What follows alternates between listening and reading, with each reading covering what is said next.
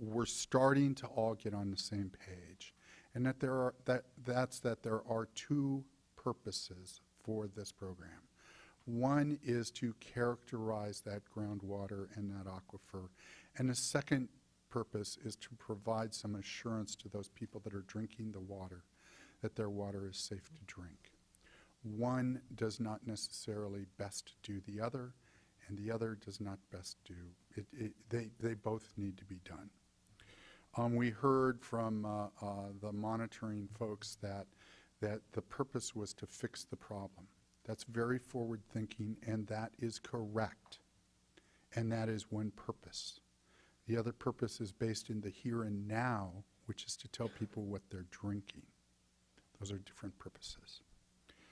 And finally, there was a comment that, gosh, the Tier 3 people are the best people, and why should they have to annually? They're the highest risk people. They're the people with the best ability. They're the larger farms with the best ability to do this. And, and I even might agree that they have some of the best practices. But they're also doing the highest risk crops with the highest risk pesticides. They should have some burden placed upon them. Can I ask you a question on that, Steve? I mean, I know we're trying to do rebuttal, but if I'm remembering back to the earlier hearings, the tiering is a proxy for things, and it's entirely possible that a small Tier 1 farm is less able. It's just at the gross scale when you're trying to create a regulatory program, this is an approximation. So yes, I just you don't need to characterize them as the worst in order to make the point. Really, and you know what? I think that there were some decisions made throughout the process on the Central Coast. I don't believe that the tiering, as was pointed out by the State Board, I do not believe that the tiering structure proposed at this by the Central Coast is the only possible tiering structure, and I don't necessarily believe that it's the best tiering structure. But there were some decisions made on the Central Coast. One of the decisions that was actually talked about by the Agricultural Advisory Panel, and it was talked about several times, and a decision was made, was do we want this to apply to everyone, or do we want it to apply to,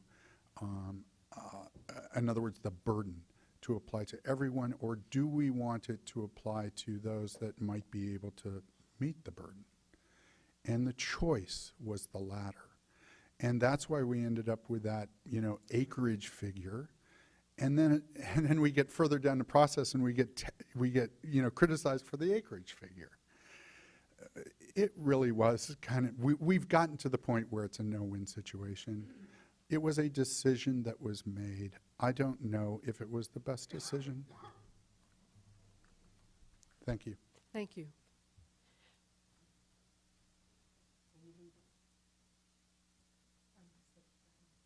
All right. I'll let you interrupt if you have to leave, but it should be done in 3. Jensen. We're just going to join in to Ms. Dunham, just comments and Elizabeth. Okay. Farm Bureau. Ms. Care. Dunham is going to be presenting the language that was previously requested that we correct. Okay. I'm continuing the trend of short, comments. I think I'm next. I believe you are, Ms. Dunham. And because I am, taking care of so many people, maybe if I, have just a 30-second leeway with the I've been giving everybody a little bit of leeway because You have been we very want to know generous. and I'm sorry for those of you who don't like that. I haven't gone too hog wild, but it just helps to let somebody finish their thought, actually, because it's all helpful to us and our deliberation. But Dee Dee may have to leave before you're done because she absolutely has to go. But Okay. just so you don't think it means anything if she leaves. She's listening. Okay, and so since she specifically asked the question about some alternative language with respect to the containment structures, I will start there before she runs out the door.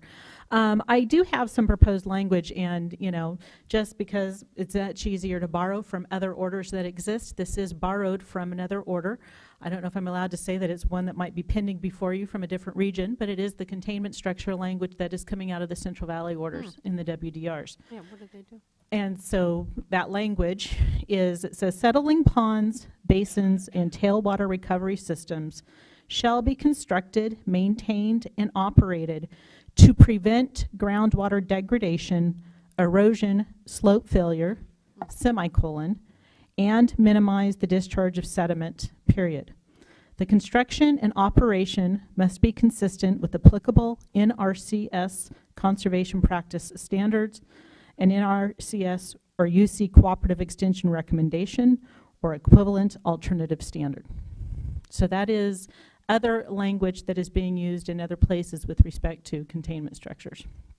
And this language is language that I've talked to some with Farm Bureau, and it is language that we would be more comfortable with than the language currently in the order.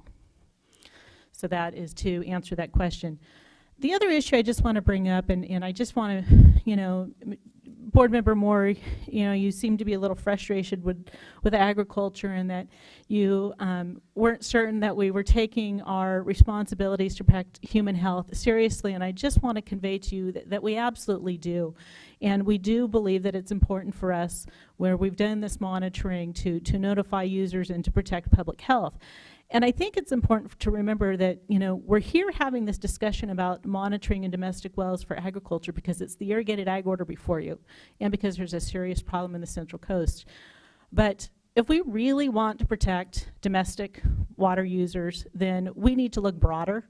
I mean, I will be the first one as a private citizen to support legislation that actually mandates it, because right now, all you're doing is you're doing one little small segment for dischargers that happen to be before you within this order. And to me, that it doesn't really solve the issue on the large scale. And I just want to keep and remind all of us that, we're doing this for agriculture here, but, Jennifer, when you put that legislation forward, I, as a private citizen, will help you write that letter of support. Legislation to require monitoring of domestic wells versus just doing it within an agricultural order through the water quality program. Absolutely. And I've said it publicly, right here, Yeah. okay? Right. As a private citizen, not on behalf of my clients.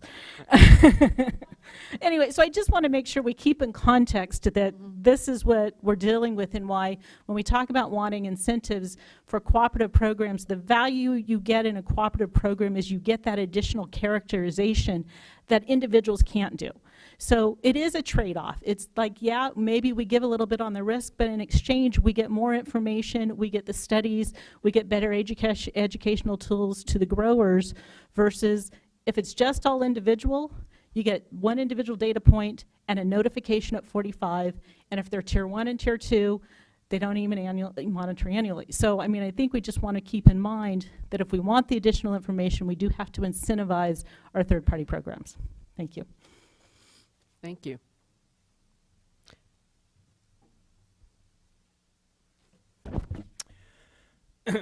Bill Thomas. I just have 4 quick points, somewhat responsive to a couple points that that had been made along the way. I've never heard anyone The- say somewhat responsive. As to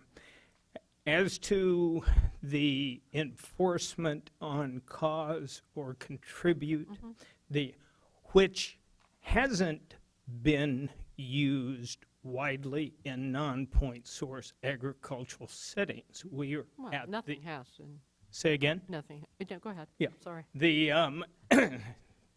Shimmick said, like, it's been there for a long time. Not true. We're using it in a different context. I would put a modifier of either significantly or substantially before the contribute. The point DDU had inquired what the farm community might actually be doing on the nitrogen reporting between now option 1 and option 2. I can speak for our standpoint. Our standpoint will use the direct method 1 in all applications other than when you might have a multiplicity of crops in small areas. Then probably it's good to have that option there for those situations. The third point Steve had talked an awful lot about a 180-foot aquifer, and it wasn't going to pick up all these other wells that didn't go to 180 feet. It's pretty clear if your first water is at 180 feet, any well less than that isn't going to be operative.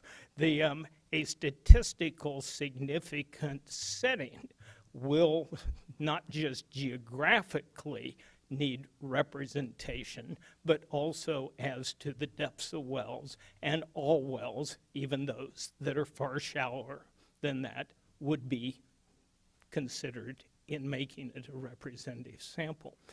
My last point is, if we look back to where we were a year and a half or 2 years ago with total warfare between ag, environmental community, which was indistinguishable from where the regional board was, and we had about 100 issues. We're talking just a few here today. Those feelings have dissipated, and they've largely dissipated because of your board and staff involvement, and we thank you. Thank you.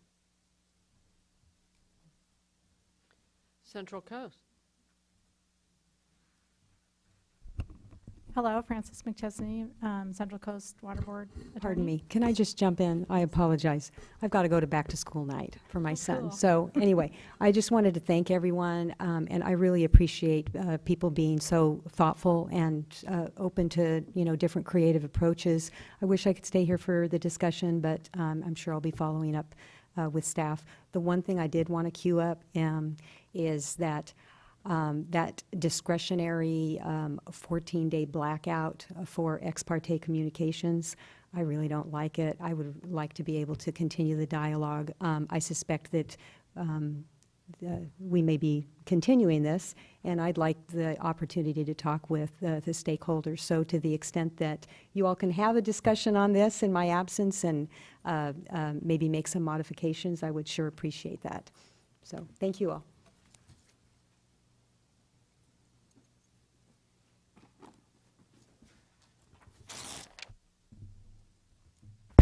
Sorry. So I'll start with what Bill Thomas's comment about the cause or contribute language, just to continue from there. So the regional board agrees with the language proposed by the staff to change that, to use the phrase cause or contribute. That's consistent with the water code and anti-degradation principles to avoid incremental changes in water quality that could impair beneficial uses. And trying to qualify it, I think, then undermines those principles.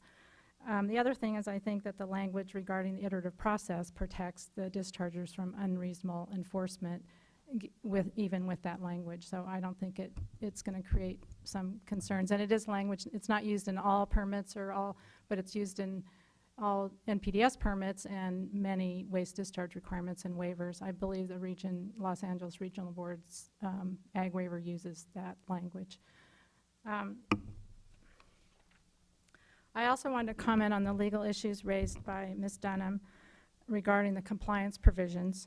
She emphasized in her comments that her concern that she was trying to address was farmers' fear or concerns about enforcement, and that and in addition, she raised a concern that the order requires immediate compliance with water quality standards. And she proposed some changes to address those concerns. And she pointed out that she and I have disagreed over the years of the regional board working on this, and we do, and I think it goes to something she just said earlier about who our clients are. And basically, the regional board's mission is not to protect dischargers from the possibility of enforcement, but to protect water quality and require dischargers to comply with the water code and the basin plan.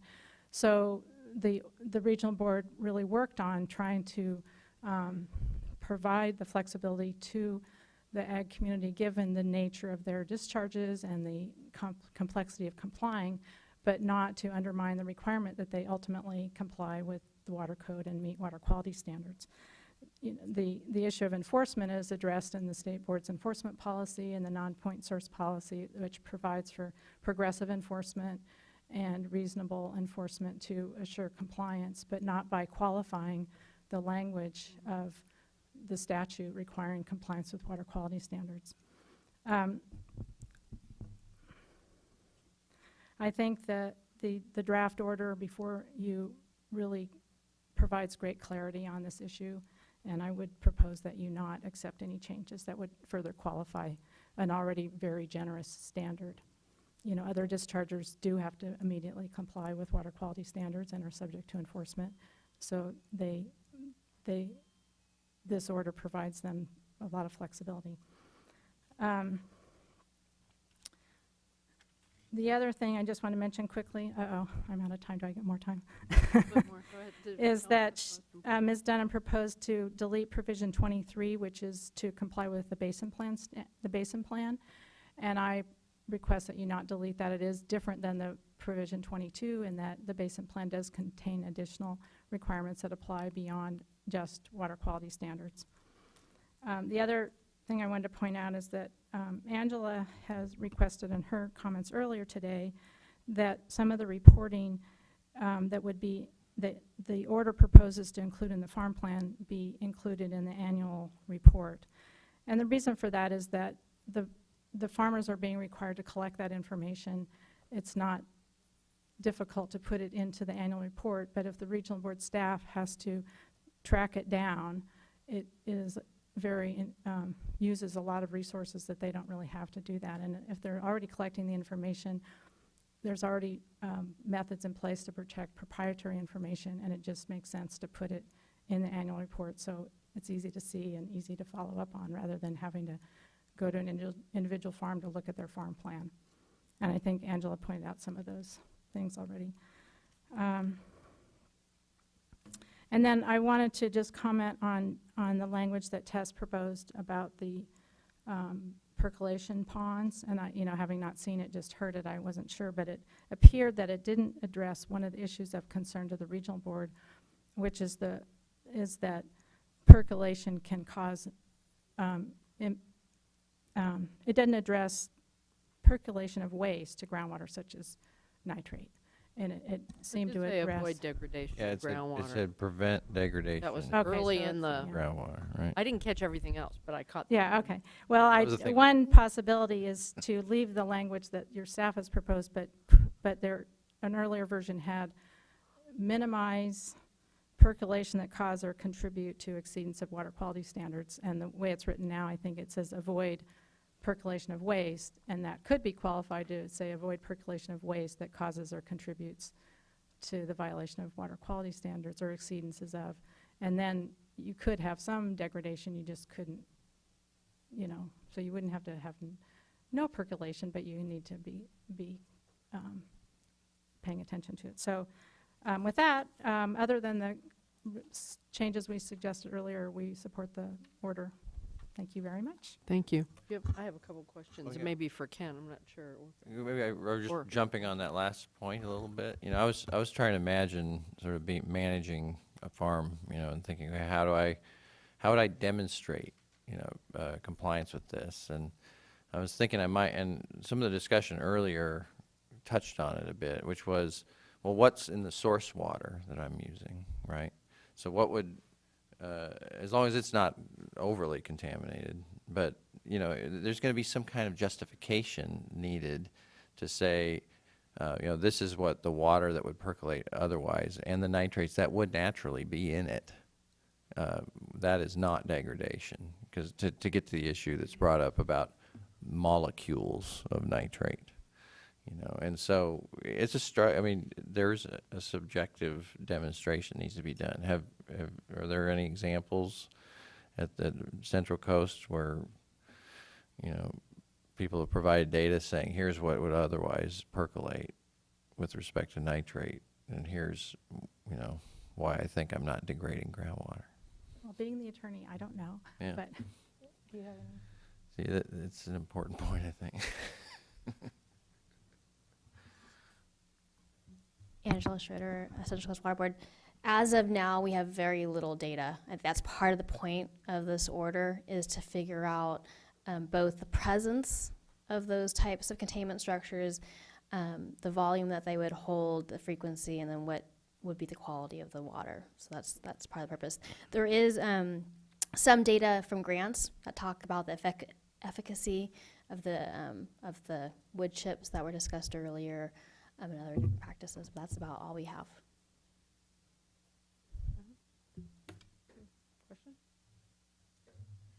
Okay, I have a question, but it may be Ken, I'm not really sure. Is some of the changes that were put out last night hand discretion ultimately to you? And then the board in terms of how to handle, for example, the groundwater testing, that's deciding whether the groundwater monitoring proposals are statistically significant and how to do the notification, et cetera.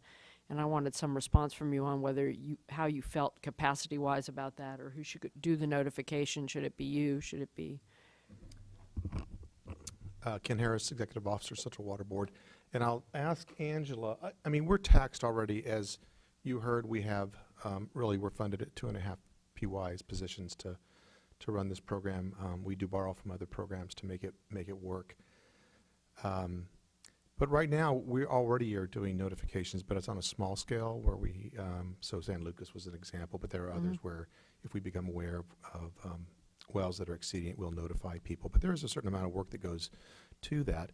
I would suspect that with the monitoring that's going to occur, we're going to have quite a few wells that are going to probably show up that are going to require some notification and some follow-up.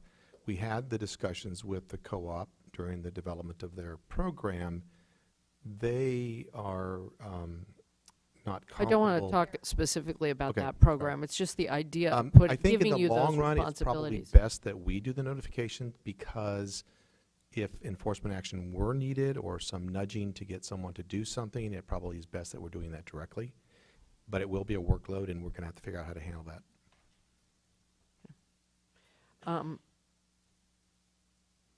You had another question about, you had one other question. I can't remember what it was now. I don't think I said it. It was in my head, though. No, I heard it. I just can't remember it. Was it something about monitoring or groundwater monitoring or adequacy of? Well, no, it had to do with the determination of what was statistically significant. Right. What your So comfort level with being able to figure that out? I Because would we've not sort of have- handed that to you. I would not have signed the approval if I did not think. No, but that- don't talk about that. I'm sorry. I'm not saying that. My question is, are we, in the way we edited this, handing you a workload you're uncomfortable with? That's No. all. That's what I was No. trying to get at. Without mentioning anything else, no. Okay. Go ahead. Others. I was. Is that it?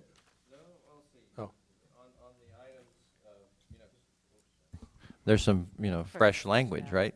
Late, 8 p.m. or something like that we were looking at. And it revolves around these two issues that we're discussing. And so how about the one about the method on nitrogen loading that our staff have come up with? Method 1 and method 2? Yeah, the method 2 with the aggregation, nitrogen Yeah, application. it's interesting. Can I talk about the task force, CDFA task force? See why not? Okay. So Yeah. tomorrow. Thank you for asking, though. Yeah, so Mr. tomorrow Loffer Darren and- appreciates you asking. Tomorrow, Darren and I will be over there again, or Thursday, we'll be over at Thursday, yeah. So many people in this room. And so the whole scale of what gets reported is where we kind of ended last time, and that's an active area of the discussion. With the language that's presented in the order, I'm comfortable with that. I recognize that whatever we try now, whatever doesn't work, we can always modify it in the future. And this is an ongoing experiment because none of us have ever done much of this before. So, in fact, I was thinking, and I don't know how the other people in the audience feel who are going to be there Thursday, but this may be some of the language that might help us to come to resolution on what that data element in terms of reporting size might ultimately be at the farm level. Mm-hmm. Okay, that's So helpful. I'm comfortable with it. Thank you. Okay. Thanks. Anything else? Someone mentioned toward the end that this is a small component of a big challenge for the entire entire region, and so while we'll stay focused on this component and we'll do our best to resolve it, clearly it's the bigger region that is the focus. And if we just do this, we will not be doing our job. And so my plea really is not just to you, but to you, to your staff, to our staff, and to the people who are here, who've lasted all day. We've really got to focus on having a plan for more than just this ag waiver, and we cannot let this ag waiver be so dominating of staff and resources that we can't start to solve the underlying problems. We can't get good water to the people who need it, and so that's a bit of my frustration here. In looking at the whether to do characterization or whether to do well monitoring. I can see doing well monitoring. Giving people, concrete information. Yes, they've got something in their water, or they don't, or they are on the cusp. And that's a moment.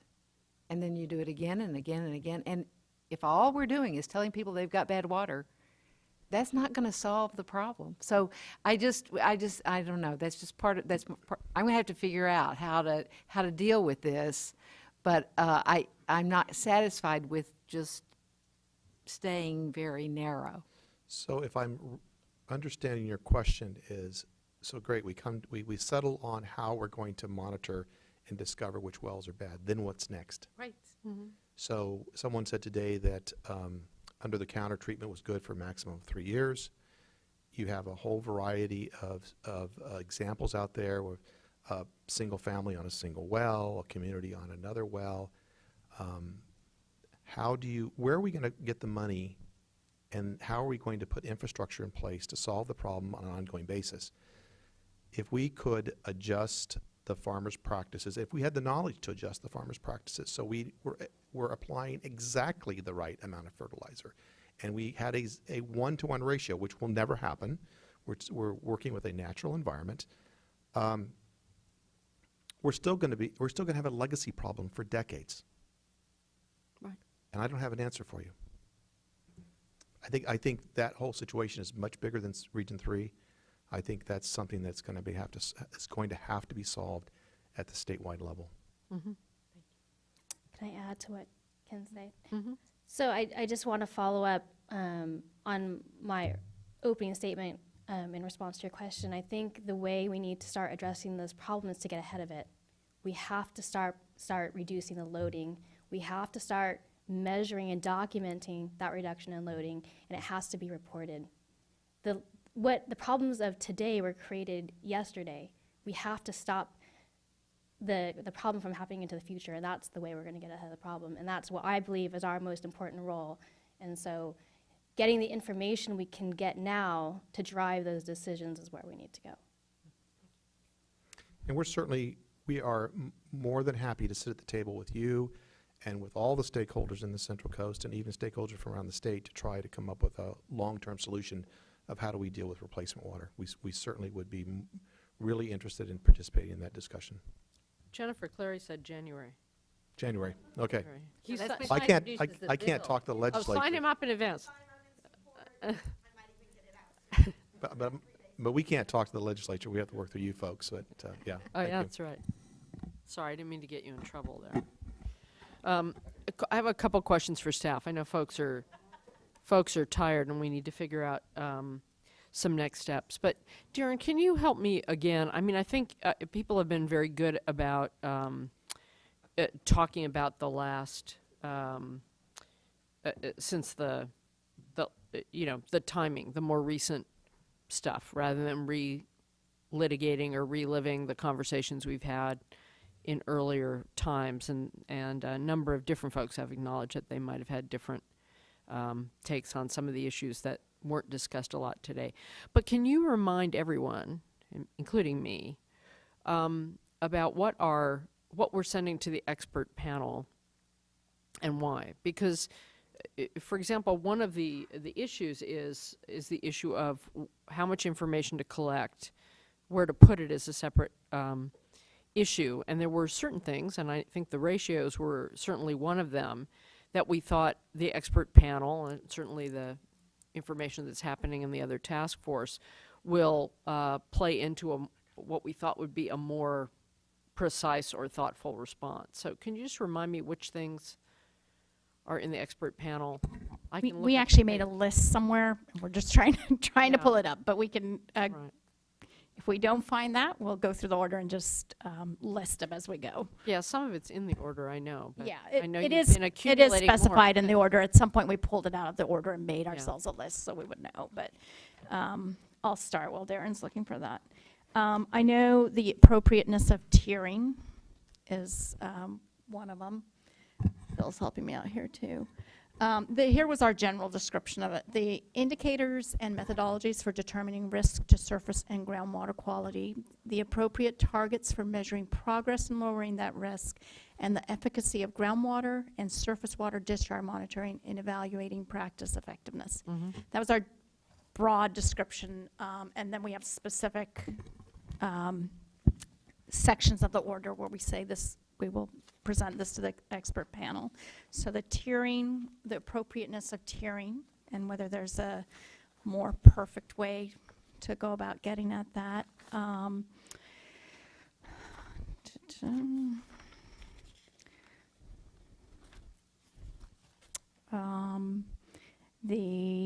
In groundwater monitoring, I think in terms of the effectiveness of groundwater monitoring, and Darren, help me out here if I'm wrong, but in characterization, not characterization, but trend analysis and actual measuring practice effectiveness and trend analysis. I think those two issues, if there's a more effective way of determining those issues through a form of monitoring other than groundwater monitoring, and if groundwater monitoring is the appropriate way to go about doing that. In terms of characterization and drinking water, we state that that is an appropriate approach to look at groundwater, but some of those other issues, there might be other monitoring methods.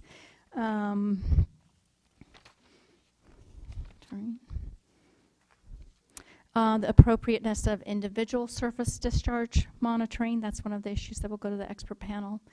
So edge of farm type monitoring as opposed to receiving water monitoring, and whether a more effective way to get at that is through increasingly more specific receiving water monitoring that would move up the channel and try to identify more specific sources for the exceedances.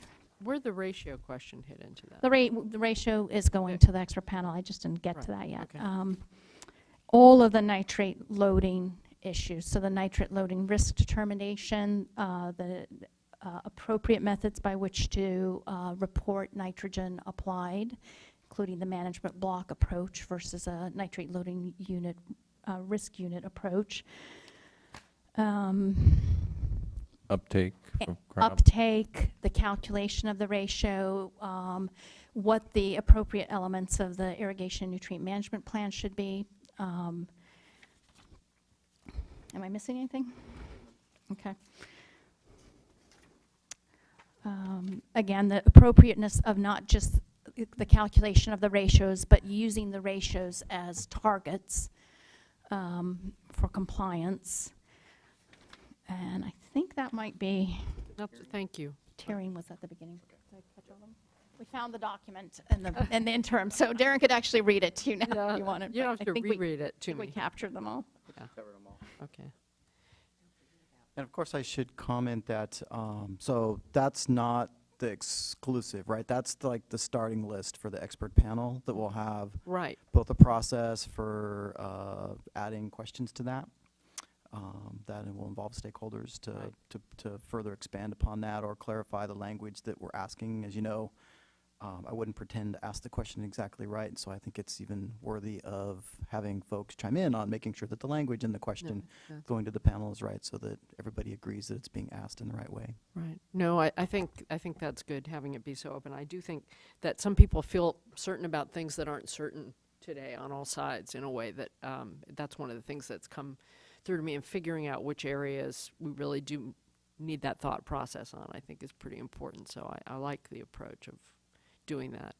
I have 2 questions. I know the day is long. I know you've probably figured out we're not going to decide it today, because we really wanted to listen to you all, and you obviously looked at the materials, and I want to appreciate people looking at it and having us go through what it says and what it doesn't say, but we definitely need to think on all of it, I think, pretty carefully. I do think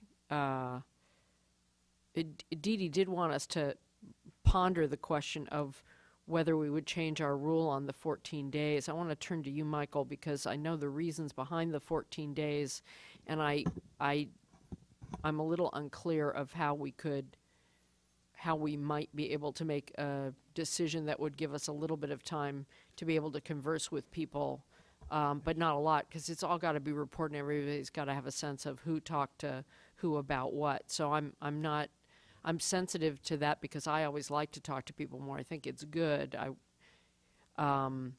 especially with something new. But what's your counsel, and how might we, if we were to try and make a different decision between now and the next hearing, how would we do that? So our next board meeting is 2 weeks out, 14 days. And as you all may recall, Senate Bill 965, which added special ex parte disclosure and reporting requirements for general orders to the water code, essentially allows, it's discretionary, it's at the board's discretion.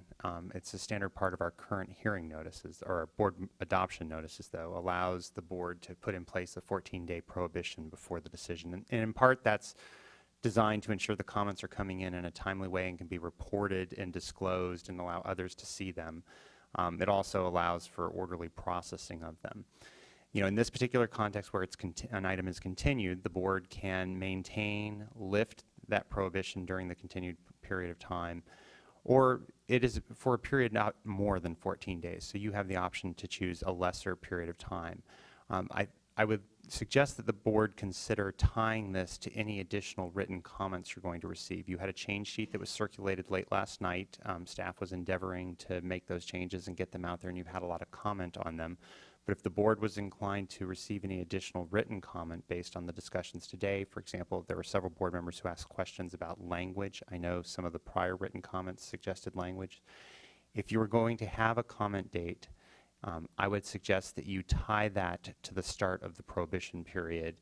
And a good compromise decision, if the board is interested in lifting the 14-day prohibition, would be to pick a period of time about a week out. That would allow a week for further discussions that would be subject to disclosure. I would encourage that people get them in as quickly as possible so they can be posted, so that people could consider those disclosures prior to the September 24th board meeting. I'm assuming that you intend to continue this to September 24th. Right. And at the same time, allow written comments to come in up until that, I guess, a week from today. So essentially, written comments could be accepted up until next Tuesday, and then beginning next Tuesday, there would be a new prohibition. I do want to be clear, the prohibition is in the board member's discretion. I think there's good reasons to include it, but that would be my recommendation at this point based on board member Diadamo's concerns.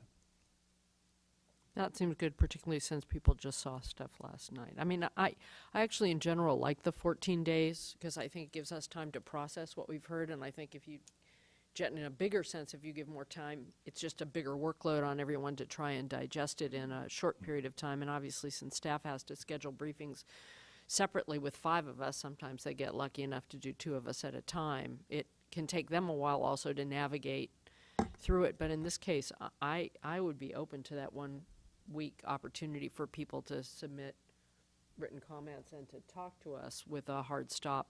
What would you say, Tuesday at 5?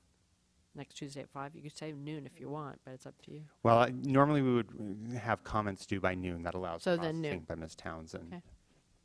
Well, and she who must be obeyed, whatever you say. And that would be Okay, that would be the Correct. 17th. All right, would, Ask a question, a practical procedural question? you can. Thank you. And actually, it doesn't have to It do with can the be a ex parte. silly, frivolous question if you like. I just want to note that there are a number of October 1 deadlines in this order.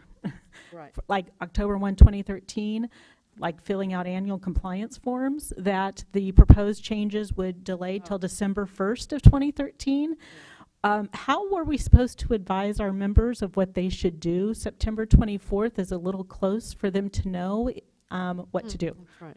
So just kind of on my practical, there are some very close pending deadlines for growers that we're not sure how to advise. Okay, that's a good question to raise. How many, we changed something to December 1st. How many are there in there? We've changed at least 2 to December 1st, and it might be the only deadline left for October 1st is the annual compliance form. Right. So, no, I'm not suggesting necessarily that we would stick to it if the board members were interested in pushing that out a little bit. I can take 3 minutes to go through this and see which deadlines hit October 1st, 2013, with the Central Coast Board's help, perhaps. But I see the annual compliance form.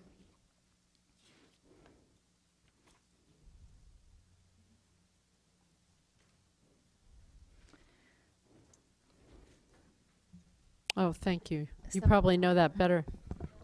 Well, Yeah. Sure. Let me look for October 1st. Chair Mark as well. Yeah. I'll stall for them while they take a look at that. Yeah. I think what Tess brought up is I just want to highlight, and that is and I don't mean this in a negative way, but the continuing turmoil around the order and the constant turning of dates and deadlines. It makes it very difficult for not only the growers but also for the staff to constantly be making these changes, informing growers of the changes. My hope is at some point we're going to get to some level of stability where we can give people predictability and we can implement the program. Looking forward to what the expert panel might come out with, I would hope that all of us can have an informed discussion about what we take from that and include in the current order versus what we will consider when we start processing the next order. Next fall, we're going to start formal discussions on the next order, what it's going to look like, what it's going to incorporate. And so certainly what we don't pick up in this, we can pick up in the next. But we're right in the middle of implementing this order. So the constant rate of change is really difficult for us and the growers, I think.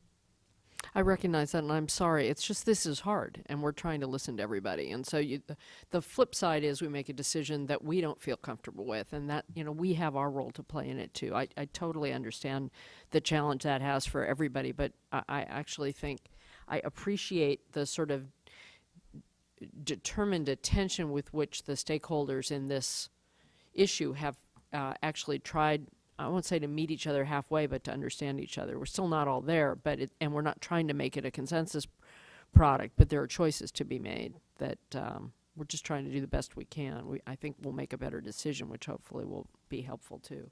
But Angela, you wanted to...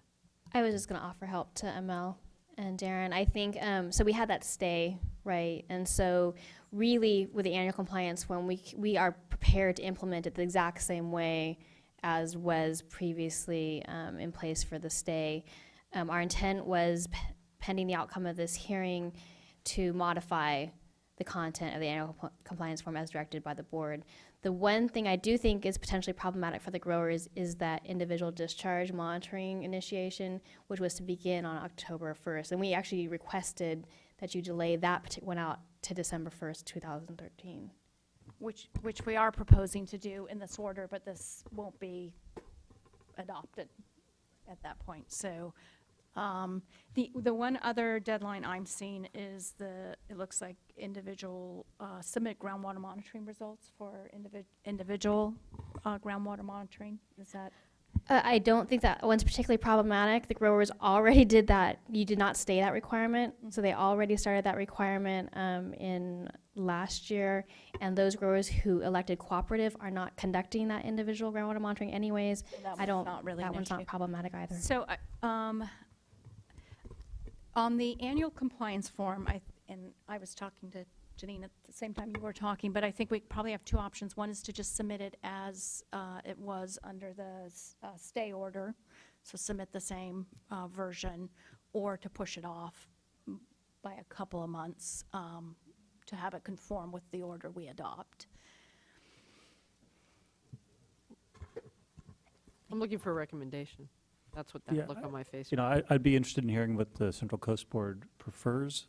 We could do either, and it may just be simpler to keep the status quo for this first, the next annual compliance form, and have the order take effect for the subsequent annual compliance forms.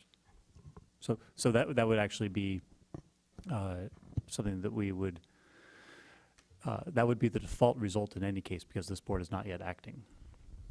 Yeah, and we could be explicit about that in the order. Like Mr. Wiles, I'd like to hear from the regional board as well. But my inclination would be, we've got this deadline coming. You know, obviously, Ms. Dunham has raised this issue because she's trying to advise clients. You know, you're acting on September 24th. I think people know what the various balls are that are in play. But I just think for continuity, getting the information that would be required under the existing conditions based on our stay would provide the greatest certainty for the community, and then that would give an orderly period of time to make the necessary changes to the annual compliance reporting form and any other conforming changes the regional board feels is necessary, and then that will be reported out again for the first time in 2014 as I do my math. So that would be my I recommendation. suppose the question would be, and again, I'm not looking at the form, whether that delays anything that's important to us for a whole another year as opposed to for a couple of months. Right? Can I ask a clarifying question? Is this board proposing to adopt a final order before October 1st? Is that the intent? Yes. Yeah. So from a legal standpoint, at that point, the stay is no longer in place, right? So Yeah, but my point was that we would clarify in the order exactly what would be required by this first October 1st deadline, or this second October 1st deadline. Okay. So if I could respond. Yeah, sure. The way we've been instructing growers who have been calling with that question is exactly the way Mr. Wiles described. So to the requirements as per the stay order are the ones that we are currently implementing, which means the annual compliance form with the current content that they submitted last year would be due in October 1st. So, and it's no work for anyone, it's no new information. So I don't think that that's a problem for us, the growers. The one thing I would request that you do is to consider, however, I'm not sure how long the decision making will take per September 24th, but the dates that you put into that order. So for example, the December 1 nitrate loading risk requirement, I think was a date. You know, consider that the time frame that would be necessary for growers and the water board to modify reporting requirements and then time to report. I don't think it's especially problematic, but it depends on the timing that we issue that decision. So we have two dates, I think, that are changing to December 1st, 2013 as a result of this order. I think it's the individual surface discharge monitoring and the nitrate loading risk. Is that right? So those two dates, Michael, I guess I'm asking you, are we working on the assumption that the order will be adopted with the changes? Correct. Okay, so we're not advising growers to get prepared to do those by October 1st. Correct. Okay. Right. So what does that leave us to do today? Go have a drink? No. I'm late. No, my assumption would be, and obviously, unfortunately, we don't have board member Diadamo available to provide any further direction, but if there are specific changes based on what you three have heard today that you would like the staff to make, that you can talk to them so that we can begin any work to fine tune. I don't think we're going to be reading any language out today, but depending on how things go, we may be able to circulate yet another change sheet along the way here so that people have something to digest. So if you have specific changes you would like staff to make based on what you have heard today and the discussions amongst the board members, I would encourage you to get them out on the record now. Okay. You can go ahead and start. I really want to think about it all, so I'm happy Yeah. to hear from you guys, but I'm not, Yeah, I and can't decide well- almost anything today. And I'll that's tell you. fine, that's fine. Well, I just want to make a couple of comments. I think, as some folks have noted, we've whittled down the issues to some specific areas. And so despite what was at times an exasperated tone that I've given in this hearing, I think we're really close. So I just want to encourage, on the, and that's why I was asking, Executive Officer Harris about, the comfort level of regional board staff on the two areas of the methodology on nitrate loading estimation to try, our attempts to create some flexibility but still get information that's useful. So that's the one issue area that, we're interested in fine tuning to the extent, the stakeholders have raised concerns about data comparability and things like that. I got to be honest, I share the comfort level with what we've done there. But I want to, since we are going to, sounds like we're going to continue, that's an area we need to be sure we're clear on, that we're getting good information that we can use to help make decisions. My second area is what we're talking about, the monitoring every well on the one goal of monitoring and management, and then the characterization work. So we've got it, again, like the other case, we actually have embedded a hierarchy in our recommendations. There's a 1, 2, 3. And 1 is every well. But if you have existing data that is relevant, then, don't spend the money to monitor the well. And monitoring isn't just the $20 a sample. It's getting a licensed professional to go out and spend a day, and that's real coin. So it's not a small expense to do it right. But then the number 3, the statistical estimation, which I think we all have a comfort level to some degree. But since we're mixing these areas, I'm comfortable with what we have. There's a hierarchy, but it's fresh in everyone's mind. Let's use these 2 weeks to see if we can clarify, the intent of the monitoring and the language. And how we structure it, and let's work with folks and see if they can get a comfort level. Because I don't believe with the proposed language we're dodging anything. And there's accountability. And then, let's see, I'll just say my third area is the avoid minimize thing. It's keep coming back. I've got whiplash a little bit here. Avoid, we're going to minimize, and then Central Valley has an approach. And let's take a thoughtful look at that as well, to the extent that if there's language that we all can come together and have comfort level in terms of preventing degradation, because we need to design this system to be practical and something we're not trying to design the impossible. And I'm concerned that we've treaded in that area. And as you know, as we talked about during the stay order, this is we got to get this one right. So those are the 3 areas. If we can't have a motion today, then those are the 3 areas that it seems to me that we need to provide more clarity. Thanks. I think the request that 24-hour notification was one that we need to look into, because if in fact it's the owner of the property that has to do the notifying, that could be a problem. And so that would be one I would check in on. If in fact there are only 1,100 wells, then it's a fairly finite group that we will need to make sure that they get notified, and so I hesitate to endorse that we wait a year before we notify these 1,100 people as to whether or not they're drinking good water or bad water or in between water. So now, if it's a bigger number than that, but if it's just 1,100, then I like our approach. I think the characterization is the way we absolutely have to go. I'm not sure that it completely takes into account these 1,100 domestic wells. And so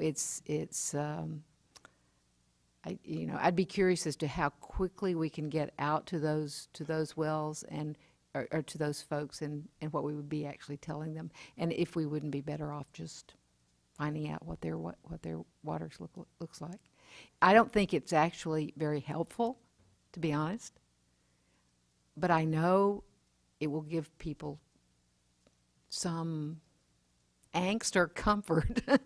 And so it's more, I'm not going in that direction because I think it's necessarily the best way to go, the most scientific way to go, the most useful for the long-term program. But I do think that there are a substantial number of people who are in that 100 or 1,100 that need to know.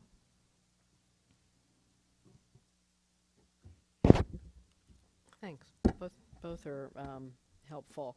As I go through, what I want to be thinking about is some of the same issues, but the question of obviously wanting the characterization, but also wanting to make sure that folks find out if their water is safe. And I'm still a little confused on the answer to my question about how long the characterization would take.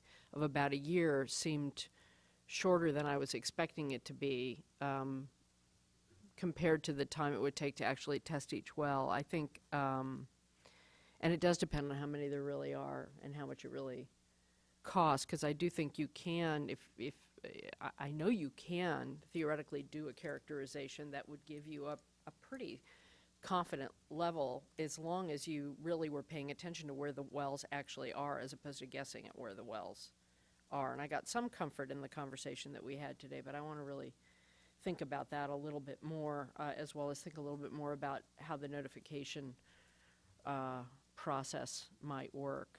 I think on the nitrogen application, I still think, I feel like people are talking in different worlds, all of which are valid. And to me, the trick is figuring out how do you get the most useful information that's not overkill on information at this, I don't want to say early because it's taken us a long time to get to this point, but still relatively early stage experientially. I understand the desire for more information, which hits us in, I mean, I've spent, I don't want to say 30 years. It makes me feel older, trying to figure out how to navigate, how to, you always want more information, but figuring out what's the sweet spot in the information that we're going to get that's going to help move this ball forward on this voyage that we're all on. And you've all made very good points, and again, I thank this group for being very thoughtful, even when you disagree about what the issues are. So that's one I think that's important to think about. I do think that third-party approaches have value, and so I'm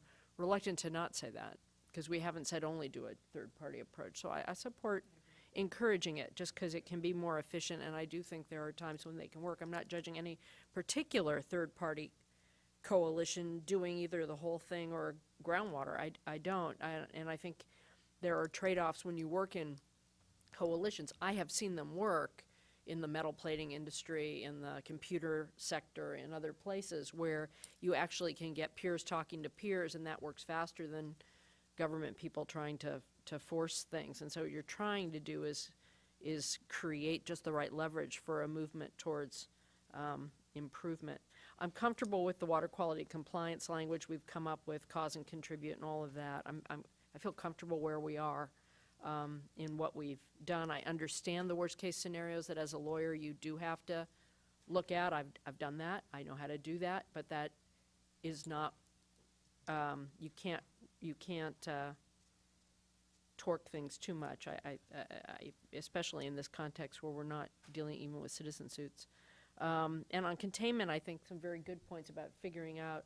I don't think, again, it's just to take Mr. Shimmick's, you can do different things in different regions. It was helpful to hear the use of the avoid degradation of groundwater language out of the Central Valley, but I'll just encourage staff to think about it. I'm fairly comfortable with where we are. I think people won't run out to go line their ponds, but again, how we write some of these can be informed by the dialogue. I think I probably have more narrative suggestions ultimately to share with staff. And then there are a host of things. I've taken copious notes with all kinds of follow-up things because I want to really consider all the things that you all have said and written, and I will have my short list. Won't be 3 or 5, but it won't be 35 for staff to go over and really think through to try and get to closure. But I do think I am hearing and want to reiterate that, and words are more than just saying it, that the highest value is public health and drinking water. And I think it's been nice in this context and others to know that people understand that, both as people, but also strategically, so that ag does have the time to be able to deal with the issue of nitrates in a time scale that matters, while we really do need to be focused on dealing with the public health, very real public health issues, which are for a fraction of the amount of water that folks are using in ag. So I think you may find us being more harsh on that, or tougher on that, and more flexible on some of the other some of the other things. At least that's how I'm looking at it myself. So those are just some thoughts, but I really am going to go back and reread a lot of the comments and think about the points that you've narrowed down today and have my suggestions. In terms of the comments, so we're setting a deadline for Tuesday of next week at noon. Is it appropriate to do a page limit on that, though? I want people to really focus, Well, because some people give us and I tones. was going to ask if we're limiting it to the changes we made in the version like last that. night, or even further? Is it just certain issues, No, or I think with the any changes last made? night, just because Okay. there may be things that people didn't even have time to bring up today, because not everybody watches their email and can look at a document at 8 at At 8 night. p.m., yep. Right. Okay. Page limit, I like that. I'm asking council. Yeah, you asked the question whether we could. We do have the authority to. I'm not sure. Folks were actually relatively constrained in their comments this last go around, and with the proviso that Ms. Wadwani's indicated of limiting it to the changes that were made. Okay. I'm not sure we need a All right. page limit. If the board feels the necessity, we No, we certainly don't can. really need an anti-state if you think it's okay. People are. Okay, so do you need a motion to that effect? Do you want to state a motion that somebody might? What do we need So to do? How what I formal hear do is we that need to there is be? a motion, or I would frame a motion, somebody can go ahead and make it, that we continue this item to the September 24th board meeting. Ex parte communications will be permitted during the until noon next Tuesday, the 17th, and written comments will be received until noon next Tuesday, the 17th. And the written comments shall be limited to the changes circulated in last night's change sheet. And I think that wraps up everything. So moved. I don't think I can. Oh, okay. I'll second the motion. Okay, then we're all in favor. With that, have I forgotten anything else? Thank you all for your time and thoughtfulness.